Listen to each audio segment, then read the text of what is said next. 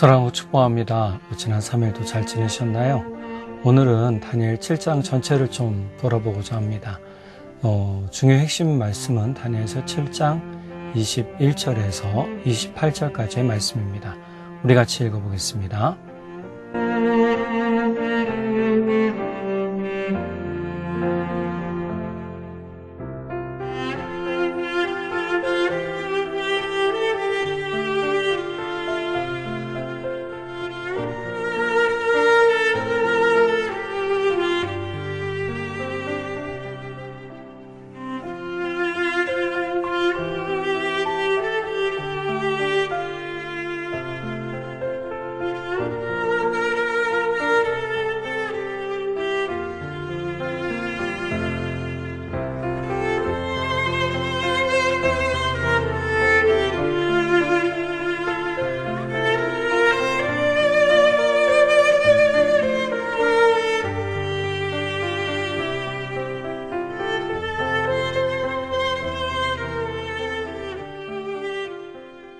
잘 읽으셨나요? 본격적인 묵시가 시작되는 이야기가 7장 전체부터 이제 시작이 됩니다. 7장부터 12장까지는 총 4개의 묵시가 나타납니다. 첫 번째 묵시는 7장, 그리고 두 번째 묵시는 8장에 나오고요. 세 번째 묵시는 9장, 네 번째 묵시는 10장과 12장에서 쭉 연결이 돼서 나오죠. 첫 번째 묵시는 7장에 이제 벨사살이 왕이 된 첫 해, 즉 원년이라고 이제 나오거든요. 첫 해, 원년에 이제 나타난 다니엘이 본 환상 묵시죠. 두 번째는 벨사살이 3년째 왕으로 있던 해에 받은 묵시입니다. 세 번째는 다리오 왕이 이제 다리오 왕 원년이죠. 첫 해에 받은 묵시고, 네 번째 묵시는 고레스가 왕이 된 지 3년째 되던 해에 받은 묵시입니다. 오늘 본문의 구조를 보면 1절부터 8절까지는 내 짐상의 이상에 관해서, 그 다음에 15절에서 17절까지는 다니엘의 해석에 대한 요청과 그 의미를 하나님께서 알려주시는 부분이죠. 19절에서 25절까지는 넷째 짐승의 참뜻에 대해서, 넷째 짐승은 궁금해서 무엇인가 더 하나님께 여쭤보는 다니엘의 이야기가 나오고요. 9절에서 14절, 18절, 26절에서 28절까지는 짐승의 심판과 그리스도의 영원한 왕국, 그리스도의 나라에 관한 이야기입니다. 심판에 대해서 환영할 사람은 아무도 없습니다. 심판받는다 그러면 다 두렵고 떨리죠. 그러나 준비할 필요는 반드시 있습니다. 하나님께서 다니엘에게 환상을 보여주신 이유가 무엇일까? 앞서 느부갓네살에게 꿈을 통해서 보이신 것들을 더욱 확대해서 7장에서 보여주신 이유가 있겠지요. 이것은 다니엘에게 미래의 준비를 미리 하라고 알려주신 겁니다. 믿음이 있는 사람은 심판에 대해 준비를 하는 사람이죠. 다니엘도 이 환상을 보고 두려워하는 부분이 있습니다. 28절에 보면 나 다니엘은 이 생각 때문에 고민하여 얼굴색이 변하였지만 그랬습니다. 얼굴색이 변하였다는 것은 두려워했다라는 것이죠. 그런데 그 뒷말이 또 중요합니다. 이 일을 마음에 간직하였다. 하나님께서 보여주신 환상이 참 두려웠어요. 그러나 이 환상을 마음에 어떻게 해요? 간직했다. 이 말은 항상 기억하고 또 기억하며 마음에 준비를 했다라는 뜻입니다. 오늘 말씀을 통해서 우리가 그리스도의 나라를 위해서 준비된 성도가 되기를 바랍니다. 자, 그렇다면 오늘 첫 번째 묵시 벨사살 왕 원년에 다니엘에게 보여주신 이 묵시 7장은요 2장의 내용과 비슷하기도 하고요 연결되는 부분이 있습니다. 2장에서 느부갓네살이 꾸었던 꿈 내용 기억하시나요? 금으로 된 머리, 은으로 된 팔과 가슴, 그 다음에 동웅, 노스로 된 배와 넓적다리, 또 철로 된 다리와 발과 진흙으로 된 발가락, 이렇게 되어 있죠. 자, 이것은 4개의 제국을 상징한다고 했습니다. 금은 바벨론이고, 은은 메데와 페르시아, 이제 페르시아로 넘어가게 됐죠. 메디아와 페르시아 연합 국이었고요. 같이 침략했지만 나중에 페르시아가 되죠. 자, 그 다음에 동, 놋은 헬라, 그리스. 알렉산더 왕의 큰 제국을 의미하기도 합니다. 또 쇠, 철은요, 로마 제국을 상징한다고 했죠. 바벨론 통치 시대였기 때문에 앞으로 나타날 나라들에 대해서 이제 알려주는 것이죠. 여기서 내 나라를 강조하는 것이 아니라 역사의 주관자가 하나님이시라는 것과 시간의 주관자가 하나님이시고 또 모든 나라를 세우고 무너뜨리는 것도 하나님이 하시는 일이다라는 것입니다. 그래서 하나님은 이것을 통해서 그 다니엘에게 영원히 무너지지 않는 나라가 어떤 나라인지를 알려주시게 되죠. 신학자들이 보는 이 묵시의 시대적 개연성을 보면 5장 이후 또는 6장 이전에 벨사살 왕 원년이라고 했기 때문에 이 부분을 좀 잘 봐야 될 것 같아요. 우리가 5장에서는 벨사살 왕이 되자마자 죽은 것처럼 묘사가 됐지만 아니란 얘기죠. 벨사살 왕 원년이라고 하는 것은 벨사살 왕이 앞에서 얘기했듯이 아버지 나보니두스와 10년간 공동 통치를 했다라고 했습니다. 섭정왕으로 지냈다고 했죠. 공동 통치를 한 그 원년을 이야기한 것일 수도 있습니다. 벨사살 왕이 단독으로 왕이 될 수는 없었던 것 같아요. 어찌됐건 이 역사적으로 나타난 일들을 보면 나보니두스와 10년간 공동 통치를 하던 그 시절인 것 같습니다. 그래서 왕으로 임명받은 그때에 아마 나보니두스가 먼저 왕이 되었고 그 다음에 혼자 힘드니까 아들 벨사살을 왕으로 세웠겠죠. 그래서 공동통치, 왕으로 인정이 되는 부분이 나오죠. 그래서 공동통치하는 그 기간 원년 첫 해에 다니엘이 본 환상이다라는 것입니다. 자, 이때 다니엘이 하나님께서 주신 환상, 크게 보면 세 파트로 나눠지게 되죠. 4개의 바람이 나옵니다. 4개의 바람은 좀 몇 가지 의견이 있는데요. 첫 번째로 아처라는 신학자는 하나님의 심판으로 보는 입장이 있고요. 우드나 밀러라는 신학자는요. 사람의 역사에 끊임없이 개입해서 왕권을 세우고 폐하시기를 반복하시는 하나님의 주권적 입장으로 보는 입장이 있습니다. 자, 대부분은 이 후자를 따르죠. 하나님의 주권적 입장, 즉 역사를 개입해서 흥망성쇠를 주관하시는 분이 하나님이시다라고 얘기해 주는 겁니다. 자, 그리고 큰 바다가 나옵니다. 대부분의 바다는 경랑, 아주 큰 풍랑이 일거나 파도가 일거나 하죠. 자, 이런 것들은 좀 지정학적 위치로 보기도 하고 또 어떤 영적 위치로 보기도 하는데 제가 이 부분에서 좀 먼저 말씀드릴 것은 이 묵시문학은 너무 알레고리적 해석을 해서는 안 됩니다. 그런 것들은 굉장히 위험성이 있습니다.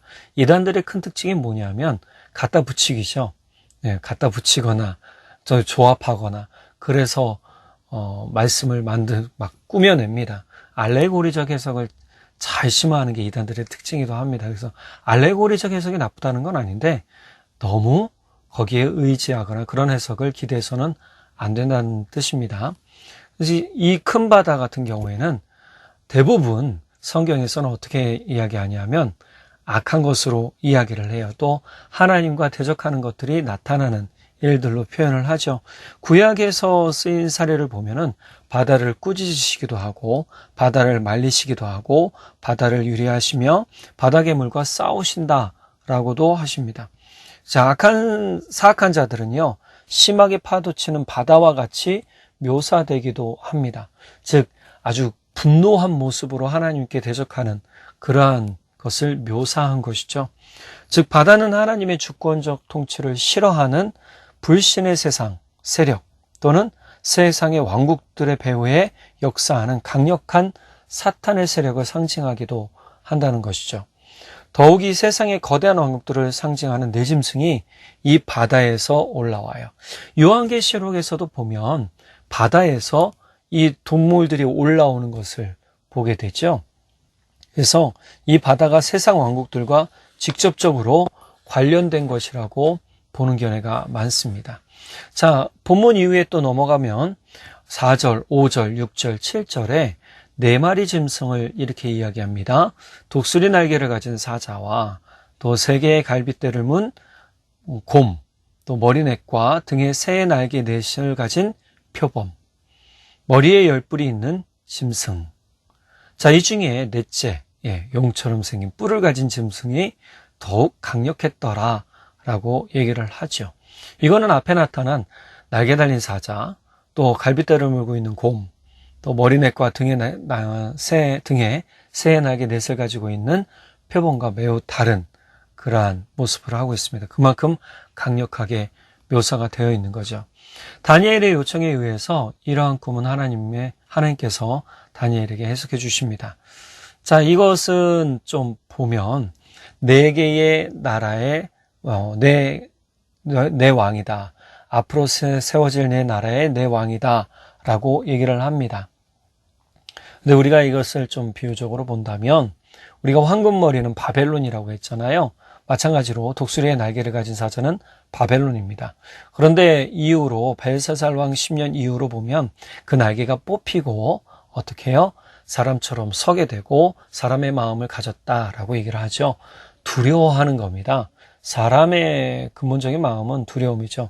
근데 사자나 곰이나 표범은 다 뭐를 상징합니까? 용맹함을 상징하죠. 결국은 이러한 동물들은 차례로 무너지게 됩니다.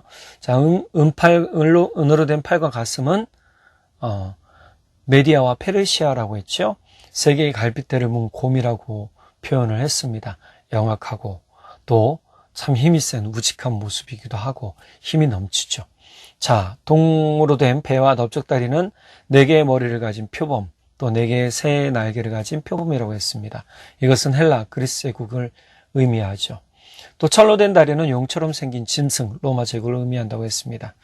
자, 이 이후로 쭉 이제 나오지만 적그리스도 작은 나팔이 8절에 나오게 되고 하고 그리스도 예적부터 계신 이의 통치라고 나오기도 하죠.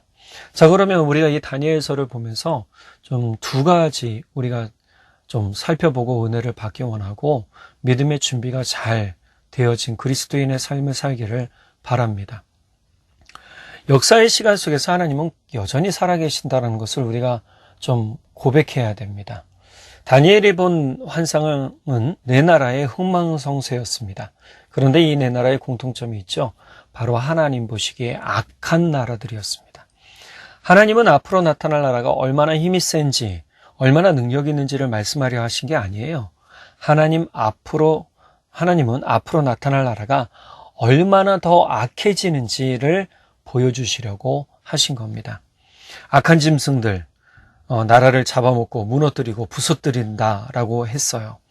악의 본질을 우리가 좀 알아야 돼요. 악은 그 모습을 바로 드러내지 않을 때가 많아요. 빛나는 천사의 모습으로 위장해서 나타나기도 한다고 했잖아요. 그러나 결국 본질은 드러납니다. 그 악은요, 사람의 마음과 생명을 잡아먹고 삶을 무너뜨립니다. 그런데 왜 하나님은 이런 악을 그냥 방치하실까요? 하나님의 능력이 없으셔서 그럴까요? 아니죠. 하나님은 알고 계십니다. 분명히 이 악 때문에 피해를 보는 선한 사람도 있어요. 중요한 것은 예수님께서 이것에 대한 해답을 해주셨다는 거예요. 마태복음 13장 28절 하반절에서 30절에 종들이 주인에게 말하기를 그러면 우리가 가서 그것들을 뽑아버릴까요? 하였다. 그러나 주인은 이렇게 대답하였다. 아니다. 가라지를 뽑다가 가라지와 함께 밀까지 뽑으면 어떻게 하겠느냐? 추수 때까지 둘 다 함께 자라도록 내버려 두어라. 추수할 때에 내가 추수꾼에게 먼저 가라지를 뽑아 단으로 묶어서 불태워버리고 밀은 내곡간에 넣어 거두어들이라고 하겠다. 예수님의 말씀은 굉장히 분명합니다. 악이 있음에도 하나님께서 악을 방치하신 이유는 뭘까요? 남겨진 선한 백성들을 반드시 거둘 때가 온다라는 거예요. 그렇기 때문에 악한 사람 때문에 죽임을 당할지라도 그냥 두라는 거예요. 그것이 하나님의 계획입니다. 그들은 어떻게 해요? 하나님의 창고에 모아드리겠다. 즉 하나님 나라에 같이 들어가도록 하겠다라는 것이죠. 하나님께서 역사에 개입하시지만 악을 방치하시는 것은 심판 때를 위함이라는 사실을 기억해야 됩니다. 악한 것은 선한 것을 육체적으로 또는 마음적으로 무너뜨릴 수 있어요. 그러나 영은 무너뜨리지 못하죠. 제가 지난주에 디트리 보네포 목사님의 선한 능력으로라는 시를 읽어드렸잖아요. 자, 이 시를 보면서 우리가 알 수 있는 것이 있죠. 뭡니까? 하나님의 영을 가진 사람, 성령으로 충만한 사람을 사단은 무너뜨릴 수 없다라는 거였어요. 오늘 21절에 보면 내가 보고 있을 때 새로 돋은 그 뿔이 성도들에게 맞서서 전쟁을 일으키고 그들을 이겼으나, 분명히 악은 성도들을 육체로 죽이고 마음적으로 죽이고 공포심을 줘서 무너뜨릴 수 있어요. 왜 이게 목적이 될까요? 어떤 목적이 있다고요? 하나님을 떠나게 하려는 목적이에요. 그리스도를 떠나게 하려는 목적인 것이죠. 자, 그런데 이런 목적은 주님을 온전히 믿는 사람들에게는 아무 소용이 없습니다. 공포심 유발은 떠나게 하기 위함이라는 거죠. 성도들에게 맞서 싸우고 성도들을 이겼다라고 얘기했습니다. 이 말은 성도들이 육적 전쟁을 할 터인데 이 전쟁은 승리할 수 없는 전쟁이라는 거예요. 성도들이 승리할 수가 없죠. 무기를 들고 잘 조직된 또 훈련받은 병사들을 이길 수 있는 것은 더욱 잘 조직되고 더욱 더 잘 훈련된 병사들밖에는 없어요. 우리가 육적 군사가 아니에요. 우리는요, 바울 사도의 말대로라면 영적 군사예요. 즉 싸움의 목적이 달라요. 육적 군사는 죽이고 빼앗고 정복하는 것이지만 영적 군사는 살리고 생명을 전달하는 거예요.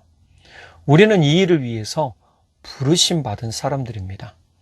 역사를 만드신 분이 역사의 시간 속에서 그분의 계획을 이루시기 위해 끝까지 참고 계심을 기억해야 됩니다. 그렇기 때문에 우리도 어떤 시간이 필요합니까? 인내하는 시간이 필요한 겁니다. 믿음의 인내가 있을 때에 반드시 생명의 은혜도 우리 안에 이루어지게 된다는 사실입니다. 주일에 읽어드렸던 시편 13편의 말씀을 기억하시나요? 1절부터 3절까지 제가 다시 한번 읽어드리면, 여호와여, 언제까지 나를 잊으시겠습니까? 영원히 잊으실 작정이십니까? 나에게 주의 얼굴을 언제까지 숨기시겠습니까? 내가 언제까지 번민하며 하루 종일 슬퍼해야 합니까? 언제까지 내 원수들이 나를 이기겠습니까? 여호와 나의 하나님이시여, 나를 바라보시고 응답하소서. 우리가 이 땅에 사는 동안 사실 이런 외침은 끊임없이 계속될 수 있어요. 힘들고 어려워하는 성도들에게 이 외침은 어쩌면 지금도 있는 것입니다. 북한의 지하교회나 중국에 있는 많은 성도들, 핍박받는 성도들에게 똑같이 적용되는 이야기겠죠.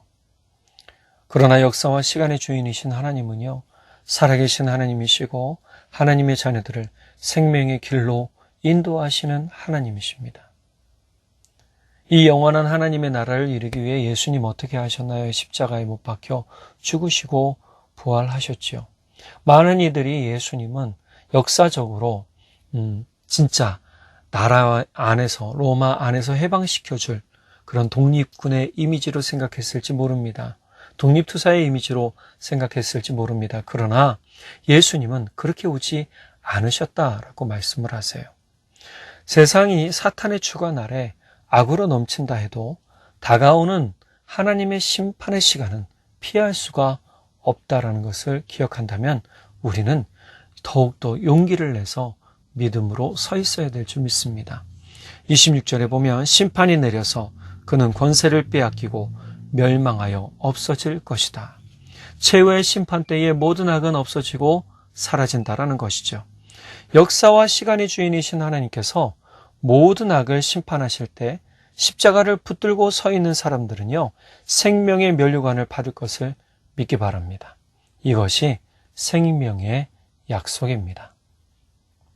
야고보서 1장 12절 뭐라고 얘기합니까? 시험을 견디어내는 사람은 복이 있습니다. 그 사람은 그의 참됨이 입증되어 생명의 면류관을 받을 것이기 때문입니다.